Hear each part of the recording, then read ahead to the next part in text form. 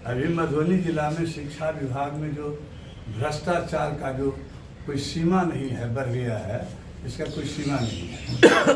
अभी हमारे यहाँ मधुबनी जिला में MSCP जो मिला है जितने शिक्षकों का, उस सभी शिक्षकों का वेतन निर्धारण करने में बिल्कुल शोषण और दोहन हुआ है।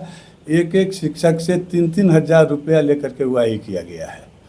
जो जहाँ से पैसा नहीं दिया गया है उसको यदि सेवा पुस्तिका समेकित रूप में एक जगह जमा किया गया है, जो फरवरी माह में जमा किया गया, फरवरी बीत गया, मार्च बीत गया, अप्रैल बीत गया, मई बीत गया है। जब हम लोगों ने इस पर फिर उसका नकेल कसने का काम किया है तो आज आकर के दस्तखत करके दिया गया है। वो एक एक वेतन निर्धारण की बात हुई। दूसरी बात है, जो हमारे यहाँ जितने भी आपको अभी परीक्षा उत्तीर्ण हुए हैं जो शिक्षक, पूर्व से ही हम लोग जब निकासी और व्ययन पदाधिकारी था घोषित, जो चिन्हित मध्य विद्यालय में एक व्ययन पदाधिकारी है, उनके द्वारा जो है वेतन की संरचना करना और उनके द्वारा वेतन निर्धारण करने का ये सर्कुलर निकला हुआ है। ये चिट्ठी है, हम देते हैं आप लोगों को, चिट्ठी है मेरे पास। उसको आपको सीमा पार करके उसके अलावा अपना चिट्ठी निकाल दिया है कि BO के द्वारा वेतन निर्धारण किया जाएगा और वेतन संरचना किया जाएगा। और वह इसीलिए किया जा रहा है कि बड़े पैमाना में मधुबनी जिला में TR1 और TR2 और TR3 का जो BPSC के द्वारा जो शिक्षकों की नियुक्ति हुई है, उसमें 23 में आपको योगदान नहीं हो सका, चूँकि उनका ना चेहरा मिलता था ना थंब प्रेशर मिलता था, इसलिए उनका योगदान नहीं हो पाया। और इतने दिनों के बाद आज कल में उन लोगों का योगदान कराया जा रहा है चिट्ठी निकाल करके। उसका हमारे पास पुख्ता सबूत है। इसके लिए हम जांच के लिए मांग करते हैं अपर सचिव से शिक्षा विभाग से तो कि यहाँ कार्यालय या फिर स्थापना के द्वारा किया जा रहा है। स्थापना और DO यहाँ दोनों एक ही पदाधिकारी हैं। अच्छा। और दोनों के तालमेल से ही होता है, एक ही जगह से ये चिट्ठी निकलती है। अभी चिट्ठी निकला है रिसेंट, अभी चिट्ठी निकला है उत्क्रमित मध्य विद्यालय धकजरी बेनीपट्टी में आपको योगदान कराने के लिए चिट्ठी निकाला गया है, जो 23 में TR1 में उसका योगदान नहीं हो सका। एक एग्जाम्पल के तौर पर हम बताते हैं। इस तरह का कई केस ऐसा है। और इसके बाद जितने लोग मदरसा में कुछ लोग शिक्षक थे जिनका भुगतान जो मर गया, उसके बाद भी उनका भुगतान हो गया है, वो भी हमारे पास है कागज, वो हम देंगे। इस तरह का भ्रष्टाचार का अड्डा बन गया है। और इसमें हमारे कुछ शिक्षक भी जो है सो लगे हुए हैं, बिचौलिए का काम कर रहा है और उनके माध्यम से लूट और खसोट हो रहा है। तो हम आप लोगों से यही निवेदन करना चाहेंगे कि इस भ्रष्टाचार का आप लोग उद्भेदन करिए, इसको आप लोग हाईलाइटेड करिए। मधुबनी जिला में जितने भी योगदान हुआ है उसका जांच उच्च स्तरीय होना चाहिए। जो आपको फर्जरी शिक्षक सब जो योगदान कर रहा है, कराया जा रहा है, इतना ही नहीं हुआ है, कराया क्या गया है। सबसे ये आपको आश्चर्य की बात लगेगी कि जिनके बदला में जो शिक्षक आपको परीक्षा दिए, उनको क्या किए तो काउंसलिंग में उन्हीं से सम्मिलित करा लिए और हेडमास्टर को बुला करके उनके समक्ष उसका काउंसलिंग हो रहा था, क्योंकि हेडमास्टर उनके चेहरा को देख ले। और विद्यालय में जो ओरिजिनल जो है आदमी जो परीक्षा में नहीं बैठा है, वो विद्यालय में विद्यालय कर रहा है। उनका योगदान हो गया वही डुप्लीकेट के नाम पर। उस समय में वहाँ उसका अंगूठा भी मिल गया और चेहरा भी मिल गया और विद्यालय में चला गया डुप्लीकेट। ये सब हो रहा है समूचा मधुबनी जिला में। और इसके बाद तो जितना मधुबनी जिला में और हुआ है, आपको क्या कहते हैं, ये अपर सचिव हमारे पाठक जी से उस समय में आपको समरसेबुल से लेकर के टेबल कुर्सी बेंच से लेकर के उसमें तो भारी पैमाना पर लूट और खसोट किया गया है। एक भी समरसेबुल किसी भी विद्यालय में काम में नहीं है। आप बेंच डेस्क को जाकर के विद्यालय में आप लोग भी जाकर के देख लीजिएगा तो एकदम कोई गुणवत्ता है ही नहीं। और सब में करोड़ों का करोड़ भुगतान हो गया है। अब करोड़ों का करोड़ भुगतान हुआ है, ना कोई टेंडर किया गया, डीलर नियुक्त कर करके और उसके बाद उसको भुगतान किया गया है। बहुत लोगों का अभी भी है। आपके हिसाब से कितने ऐसे टीचर होंगे मधुबनी जिला में जो फर्जी तरीके से? हम समझते हैं मधुबनी जिला में नहीं कम से कम तो 40 से 50 शिक्षक ऐसे हैं।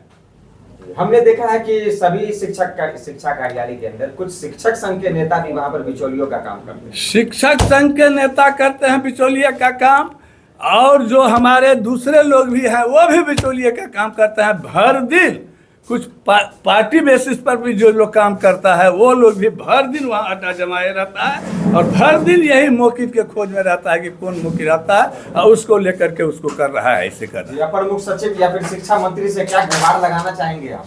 निश्चित रूप से गुहार लगाना, हम अपर सचिव को भी हम ये वेतन निर्धारण और ये जो किया है, चिट्ठी निकला है, इसके लिए हम अपर सचिव को लिख करके 28 तारीख को हम अपर सचिव और निदेशक से मिल करके दे आए हैं कि ये आपके आदेश का खुला उल्लंघन हो रहा है। सभी जगह के लोगों को इस तरह का ऐसा करें, इसलिए एक आप आदेश समेकित रूप में स्टेट भर के लिए निकालिए कि नहीं ऐसा नहीं होगा। लिखित आवेदन आपने दिया है? हम दिए हैं लिख करके, स्टेट की ओर से हम दिए हैं लिख करके आपको, निदेशक प्राथमिक शिक्षा को। जी, आप जिला में काफी वर्षों से महादेव मिश्र जी यहाँ के प्रधान सचिव थे, शिक्षा जगत में आपने बहुत सेवा की। आप क्या कहेंगे इस बिंदु के ऊपर? हमारा जो अध्यक्ष जी हमारे कह चुके हैं, मैं उससे इतर जो इनके दिमाग से छूट गया है मैं उस पर कहना चाहता हूँ। यहाँ समकक्षता परीक्षा जो उत्तीर्ण हुआ है वह सरकारी हो गया उस दिन से। सरकारी जब हो गया तो उसका पेमेंट होगा HRMS जो पुराने शिक्षकों को होता है और सारे नियम उस पर लागू होंगे, सारे नियम उस पर लागू होंगे जो पुराने शिक्षक को था। उसका जो फिक्सेशन हो रहा है वह अधिकार हमारे सैनिक विद्यालय के प्रधानाध्यापक जो वेतन विपक्ष की संरचना करते थे, जिनका गिरवर दयाल सिंह के समय में हम लोगों का समझौता के बाद चिट्ठी निकला, जो जितने वेतनमान के शिक्षक हैं, सरकारी शिक्षक हैं, उस सब का प्रखंड में एक विद्यालय चयनित हुआ। उसमें जो हेडमास्टर रहेंगे वो वेतन सब कुछ उसका देखेंगे, रिटायरमेंट बेनिफिट जितना होता है, सर्विस बुक भरेंगे, सारा वही करेंगे।